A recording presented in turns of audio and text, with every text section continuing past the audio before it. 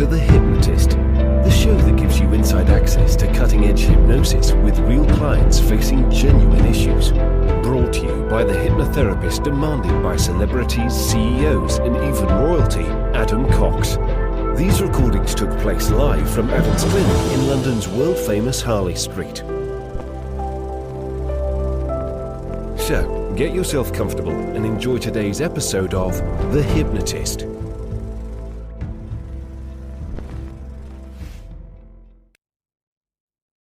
Do you ever find yourself daydreaming a little bit too much?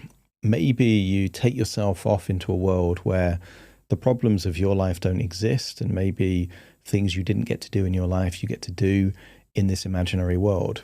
It's Adam here, and I was working with a client that felt quite isolated, and they felt that they would drift off into not just daydreaming, but daydreaming where they were the hero in their own story. And part of this came from just a natural reaction from their circumstances. Work was quite repetitive or mundane, and they felt quite isolated. And this would give them a lot of their key emotional needs. And the client originally felt that they had a problem. And that problem was they were maladaptive daydreaming. They were daydreaming to excess, and it was becoming a real problem. And there was an element of truth to that, because they were dreaming or daydreaming for hours on end at the expense of doing other things in their life. That's when it becomes a problem. But the actual nature of daydreaming, I think, can be a very powerful thing. So the essence of this hypnosis session is to frame daydreaming as actually just a very useful recreational activity that can actually give a lot of value in small amounts.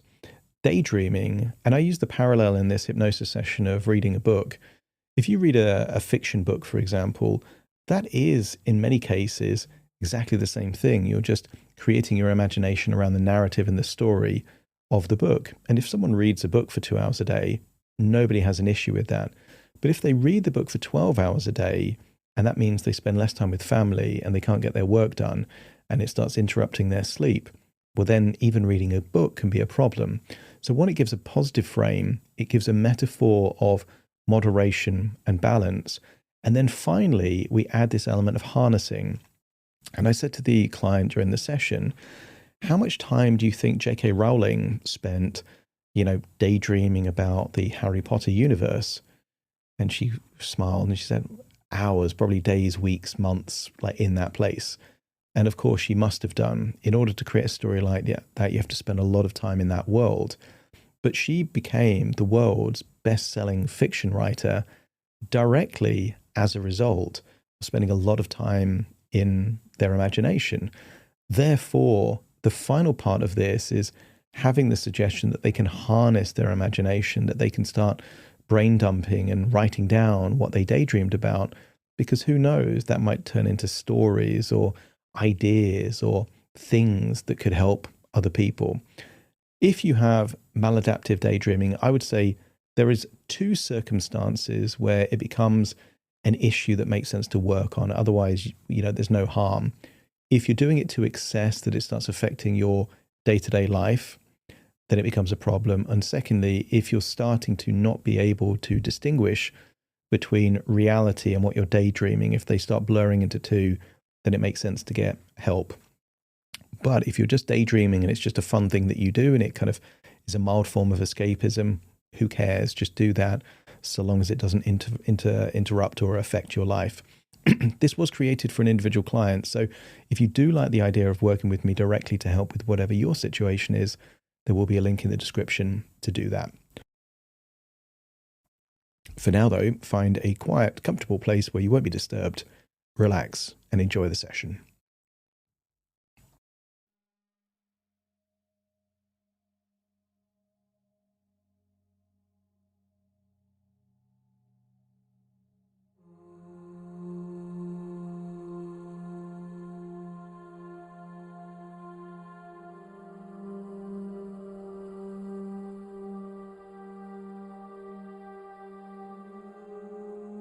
Take a deep breath in,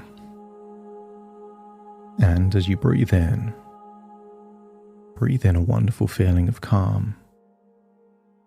And as you exhale, give permission to release any tension, stress, worries of the day. Just allow it to leave your body as you breathe out.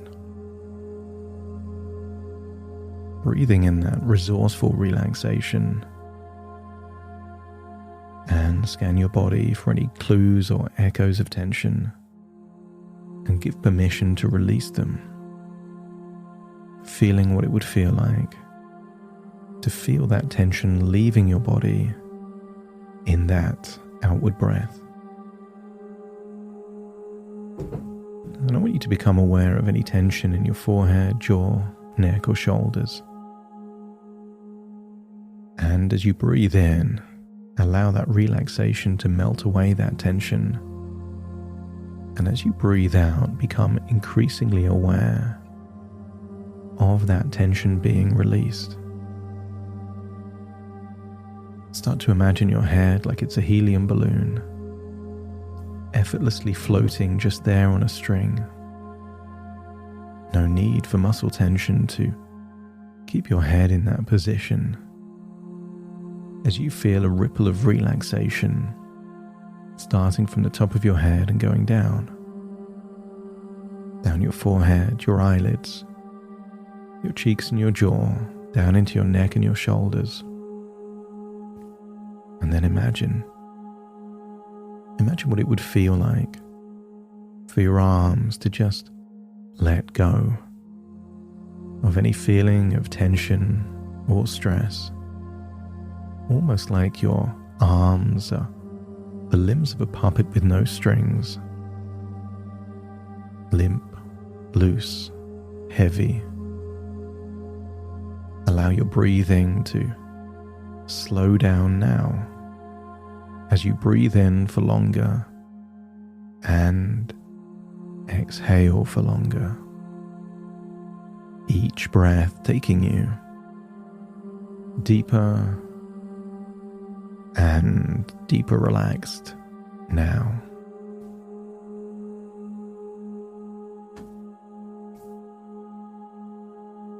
And I wonder if you can awaken the part of your imagination that likes to daydream. And I want you to daydream that you're back there in a childhood home with endless books to choose from. And I want you to imagine there is a book that describes a forest with lots of soft moss there on the floor of the forest. And I want you to imagine as you turn the pages and read the words that your imagination can teleport you into whatever you're reading, because that's how it was. Books became a portal into your four-dimensional imagination, experiencing worlds that didn't exist and going on adventures as if they were your own. As you imagine reading about that forest with the soft bed of moss on the floor, imagine you're there in that forest, wearing whatever clothing is appropriate to be exploring that forest. That's it. And there will be clues, of course. A forest like that has a distinctive smell. The sounds, breeze through the leaves, forest animals there in the distance. The occasional beam of sunshine going through the canopy of the forest. But I want you to imagine discovering a place within the forest, less trees and more moss, like a clearing. And I want you to imagine,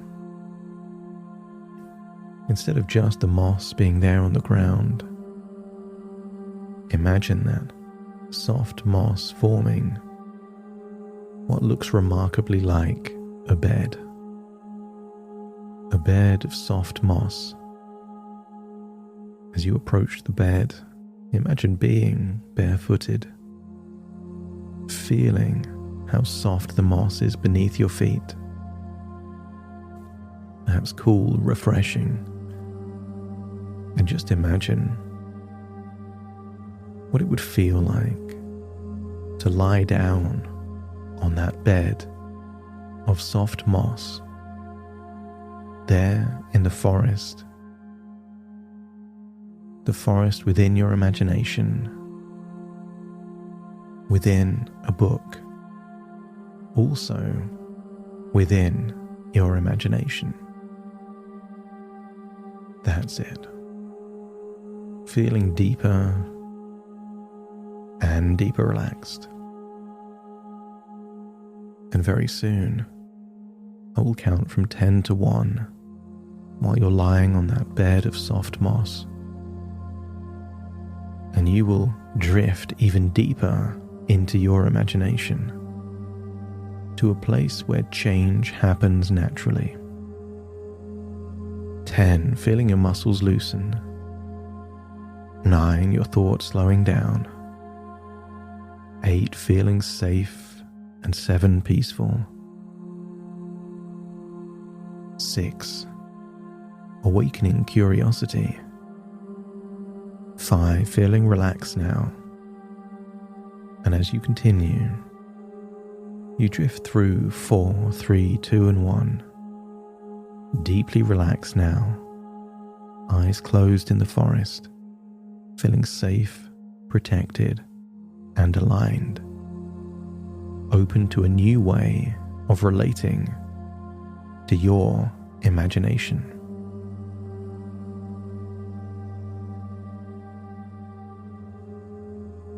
And in this calm place within your mind, I want you to drift off into a dream, a world of pure imagination. Maybe a familiar world that you've been to many times. Your world shaped by creativity, curiosity, and emotion. A place where stories are born, where dreams become real, and where inspiration and insight live. And this is an infinite world that may seem like reality, but doesn't become bound by the laws of reality. Time can move faster or slower here. You can take your own perspective, but also someone else's. You can create multiple timelines, different versions of you experiencing different connotations, iterations, explore every decision and all its possibilities. And this world is powerful. Just like sunlight, it can help things grow. But too much sunlight for too long can dry the earth and turn once forests into deserts. And I want you to turn what you already know into a feeling that balance is the key. Your mind knows how to dream, to explore, to create, and even escape. But what if your unconscious is learning to harness that ability, to guide it, to make your powerful imagination your ally rather than your escape? And just as reading a wonderful fiction book can teleport you to another world, it's best enjoyed in healthy portions. And while 2 hours of reading may enrich your life,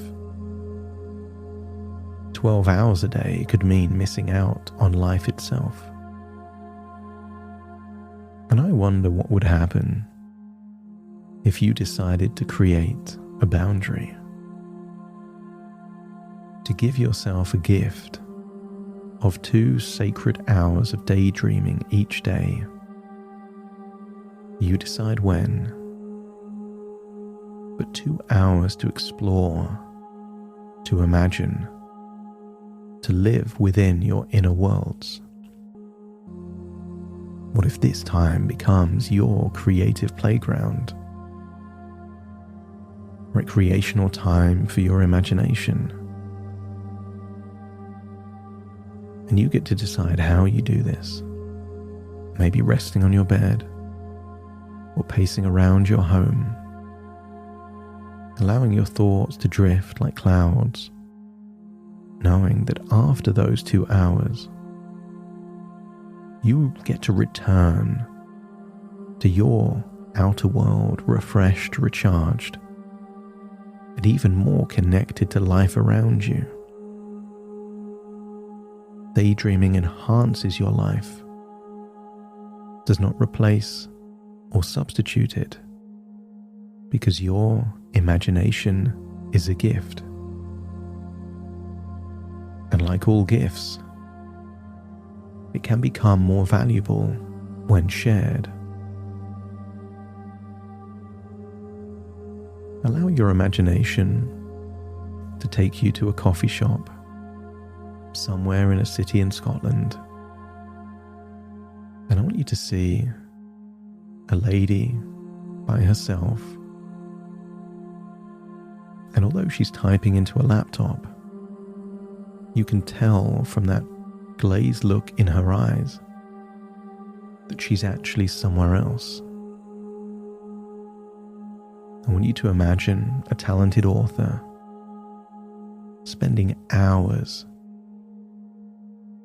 in imaginary worlds, but harnessing all of those thoughts, ideas, stories, and characters and turning them into a manuscript, not knowing that years later, that private universe could evolve into something that inspired millions.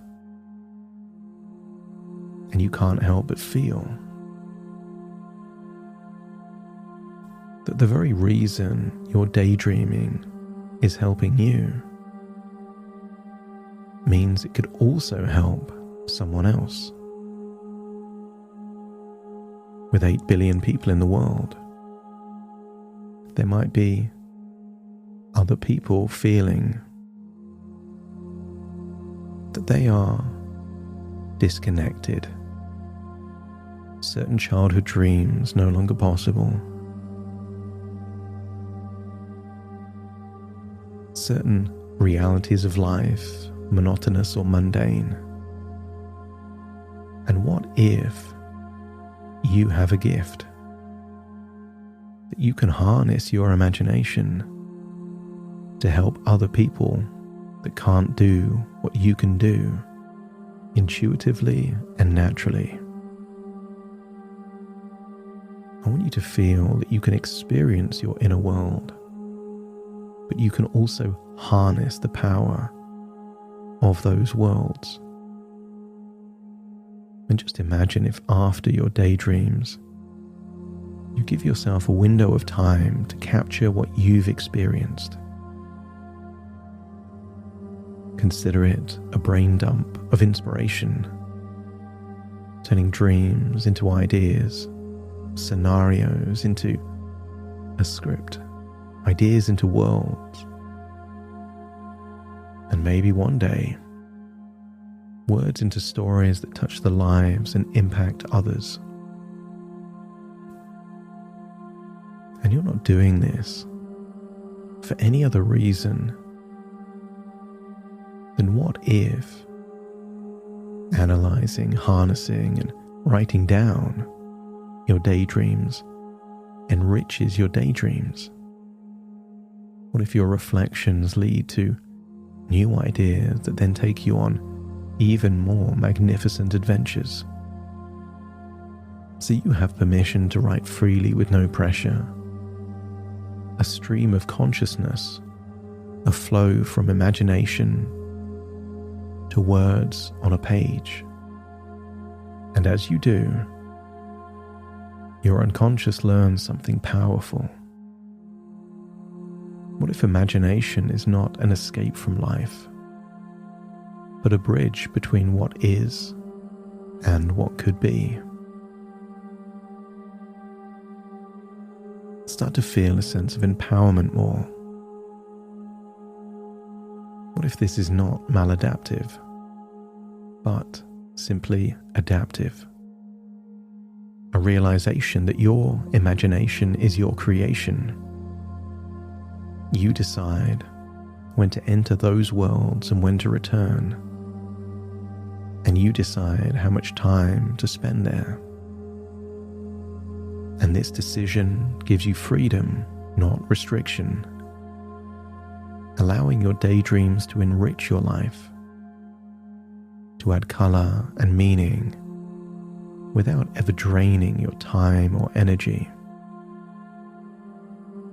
But you are the creator and the custodian. You choose your boundaries, but also enforce them. And from this point forwards, that part of you that seeks balance, that knows how to draw a line in the sand, when to do something and when not to. That discipline frees you to indulge in something without guilt, without judgment, without shame, just pure escapism and imagination. And now I want you to imagine yourself in the days and weeks ahead, living with this new balance. Imagine seeing yourself honoring those 2 hours of imaginative play each day. It may even be a time you look forward to, a time that energizes and uplifts you. And afterwards you sit down, perhaps pen in hand or fingers on the keyboard. Observe yourself with that stream of consciousness, letting your thoughts pour out freely. Stories, fragments, feelings, insights, characters, situations, scenarios. Transforming imagination into something real and useful. And you notice that version of you. It seems like your mind is clearer, your focus sharper, your relationships richer. And then see yourself further in the future, your work more meaningful and more impactful. Because that future version of you has drawn a clear boundary, one that empowers you rather than restricts you. You've tamed the tiger. And now, you still get to gain adventure, excitement, and escapism, but now in manageable doses. You may like chocolate or ice cream, but if that's the only thing you eat, life gets worse.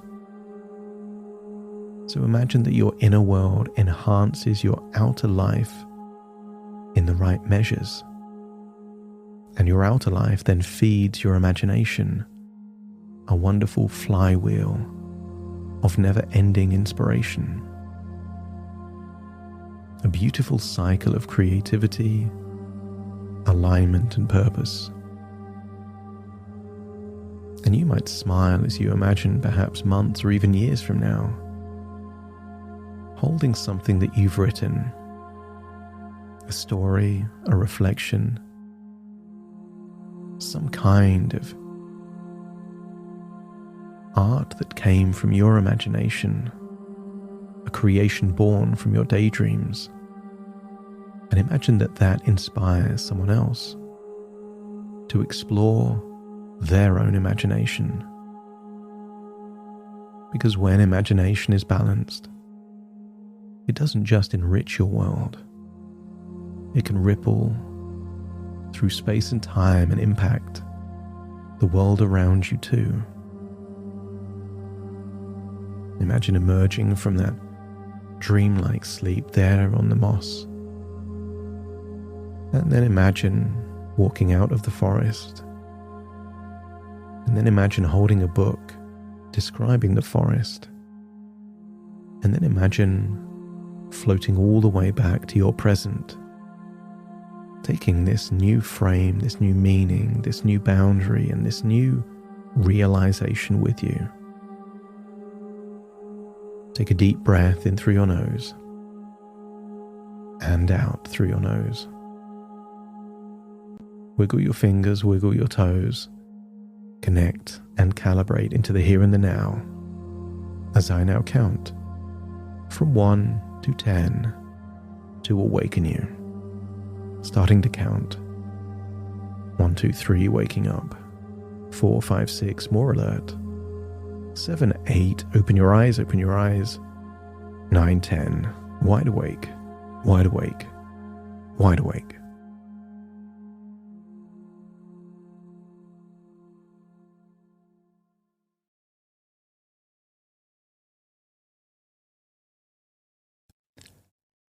Thank you so much for joining me on today's episode of The Hypnotist. If you've enjoyed this episode or got some value from it, please give it a 5-star rating and review. And maybe you know someone that would also benefit from this particular episode, in which case share the episode with them so they can also get the benefit too. And if you would like to listen to this episode where it's just the hypnosis, so no intro, no outro, no explanation, just the hypnosis and completely ad-free, there will be a link in the description where you can subscribe at a very low cost and only get access to the hypnosis. So if that's of interest, please check that out. Thank you again for being a regular listener of The Hypnotist, and I'll see you again soon for more.